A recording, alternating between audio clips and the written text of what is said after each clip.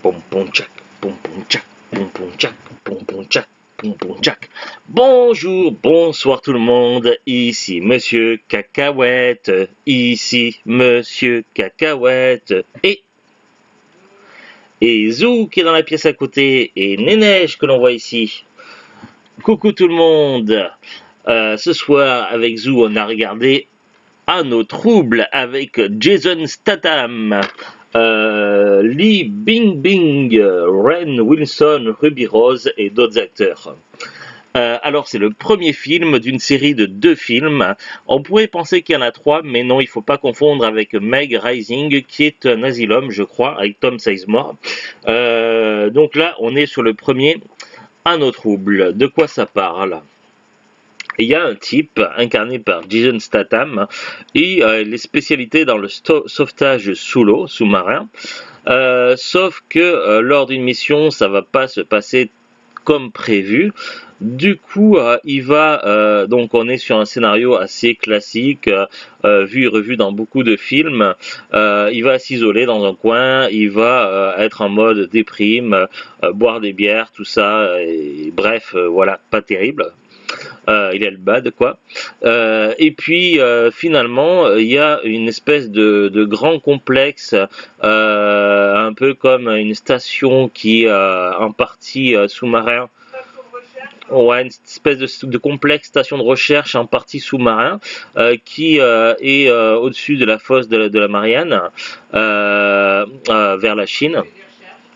Donc ils sont en pleine recherche et ils ont une théorie comme quoi il pourrait y avoir des profondeurs encore plus basses que le sol, et que le sol ne serait pas vraiment un sol mais plutôt une espèce de nuage ou de couche protectrice qui recèlerait un monde secret. Du moins c'est une théorie qu'ils vont mettre en évidence. Et toujours est-il que ils vont se retrouver confrontés à un monstre préhistorique qui était censé avoir disparu, le mégalodon. Évidemment, un sous-marin va être en détresse. Qui vont-ils appeler au secours? Jason Statham à la rescousse pour les sauver tous. Évidemment, c'est un film de monstre classique, le requin pas content, le requin manger des gens, des attaques, des combats. À un moment donné, ils vont tenter de détruire le requin, le mégalodon, pour essayer de sauver le plus de vies possible.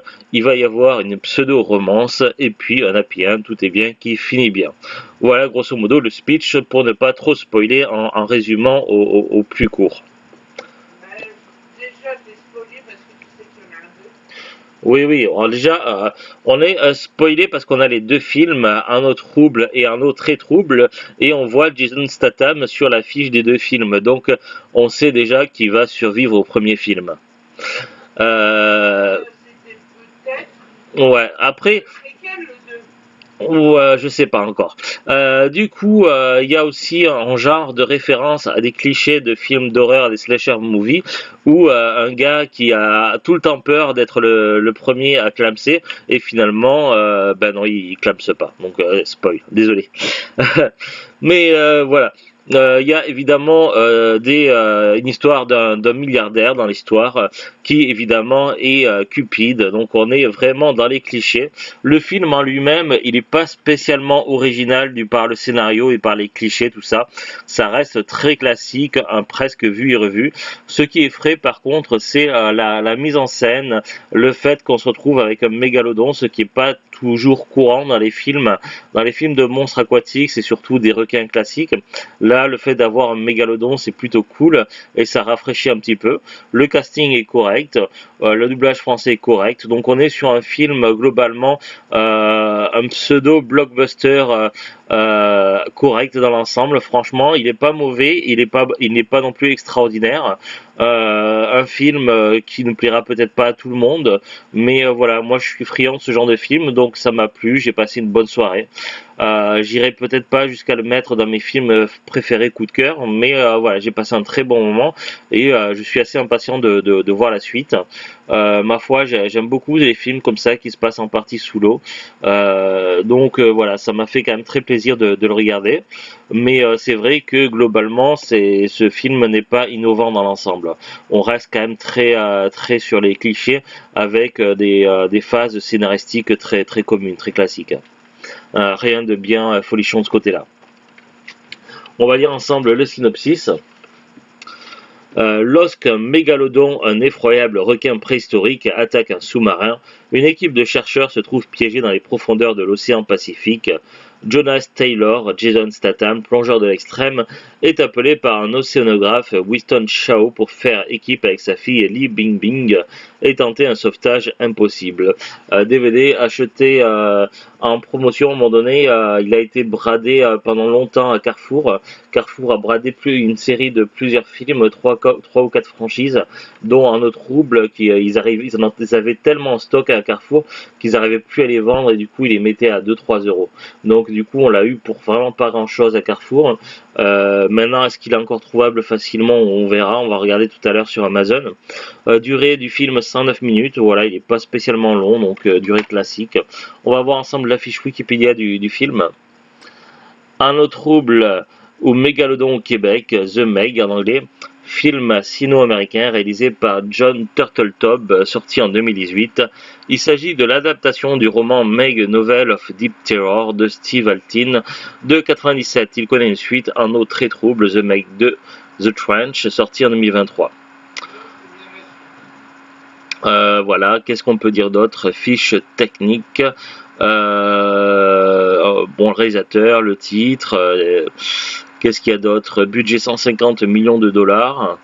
Date de sortie Chine, États-Unis, Québec 10 août 2018, Belgique 15 août 2018, France 22 août 2018.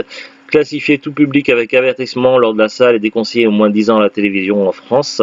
Peggy 13 aux États-Unis. Casting Jason Statham, Li Bingbing, Rainn Wilson, Cliff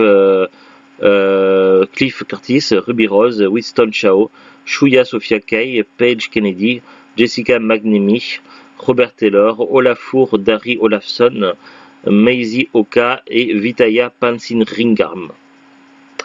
Développement, production, attribution des rôles, donc il y a quelques petits paragraphes. Tournage à Wangaparaoa en Nouvelle-Zélande. Le film utilise une chanson thaïlandaise qui est une reprise de la chanson Mickey de Tony Basil en 81. Sortie internationale accueille Un autre trouble devait sortir en Chine en février 2018. Finalement prévu pour mars 2018, le film sort le 10 août 2018 en Chine et aux États-Unis. Accueil critique au niveau des notes 46 sur 100 sur Metacritic, 45% sur Rotten Tomatoes, 3 sur 5 sur Allociné, 1 sur 5 sur Télérama. Voilà, c'est globalement assez moyen au niveau des notes. Rien d'incroyable. Après, bon. Jackie Goldberg, pour Les Inrecuptibles, considère pour sa part que le film est un cas d'école de blockbuster kitsch et cynique, même pas drôle, calibré pour plaire à tout le monde. Ouais, c'est à peu près ça en effet. Ouais. Après, ça parle encore du box-office. Distinction, il y a eu un Golden Trailer Award en 2018. Référence à d'autres œuvres, Le Petit Chien Pipin fait référence au film Les Dents de la Mer, Jaws. La différence est que Pipin survit au mégalodon à la fin du film, alors que... Ça spoil, ouais. Ouais, mais c'était pour les références aux autres œuvres. Pour comparer, alors que Pépette est dévoré hors de l'écran par le requin au début du film. La suite est sortie en 2023, et puis c'est à peu près tout. Donc le DVD, comme je l'ai dit tout à l'heure, on l'a acheté pas cher à Carrefour, je sais plus le prix, mais c'était moins de 5 euros de mémoire. Là j'ai regardé sur Amazon, si on va dans la liste des vendeurs et qu'on va sur expédié et vendu par Amazon, il est à 10 euros pile. C'est un prix standard, peut-être un peu élevé quand on sait qu'il a beaucoup été bradé dans les hypermarchés à des prix beaucoup moindres. Donc voilà, je trouve que le prix est peut-être sensiblement élevé. Après, Oui. Après là, j'ai regardé que sur Amazon, il y a plein d'autres sites de vente. Après, si vous avez de la chance, vous trouverez peut-être encore le DVD en promotion à pas cher dans le supermarché de votre ville. En tout cas, voilà, c'est un film qui a peut-être été produit en trop grande quantité en DVD puisqu'il a été vraiment énormément bradé. Le film est pas extraordinaire, mais il n'est pas non plus mauvais. Donc voilà, un film standard avec un requin qui n'a pas toujours la même taille. Ça dépend des plans et sur certains plans on a l'impression qu'il est beaucoup plus petit que sur d'autres. Moi je m'attendais à voir un mégalodon extraordinairement grand. J'ai pas été plus surpris que ça ou plus choqué que ça. Je l'ai trouvé un peu décevant. Je m'attendais à plus. Donc voilà. Par certains aspects, j'ai trouvé le film un peu décevant, mais globalement, voilà, ça reste un film plutôt correct. Oui, c'est également un film où Zou ne s'est pas endormi, donc pour elle, elle a passé également un bon moment. C'est vrai que j'ai passé aussi un bon moment, mais c'est pas tant par le scénario et le requin que plus le fait que le film se passe sous l'eau, dans l'eau, et qu'il y avait des acteurs qui avaient quand même un certain charisme. Ça permettait de rattraper un peu le reste, pour moi en tout cas. Euh, oh, voilà, c'est tout, c'est à peu près tout ce qu'on a à dire sur ce film-là. J'espère que le 2 saura me convenir un peu plus, qu'ils auront réussi à rattraper certaines des erreurs et à nous mettre un scénario assez intéressant pour vraiment capter l'attention et vraiment retenir notre souffle parce que là, tout était trop prévisible malheureusement dans ce film. C'est aussi une part du film qui était décevant. Donc j'ai certaines attentes pour le 2 qu'on verra demain soir, en espérant ne pas être déçu. On verra bien. Allez, à très bientôt tout le monde. Salut, salut. Au revoir. Au revoir.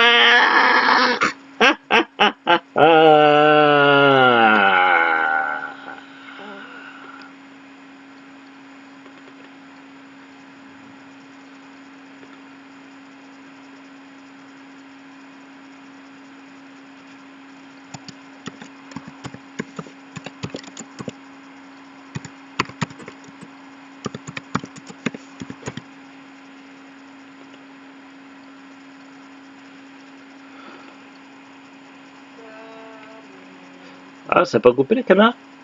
Ah, ben je suis encore là. Ça a dû prendre une photo. Mince alors.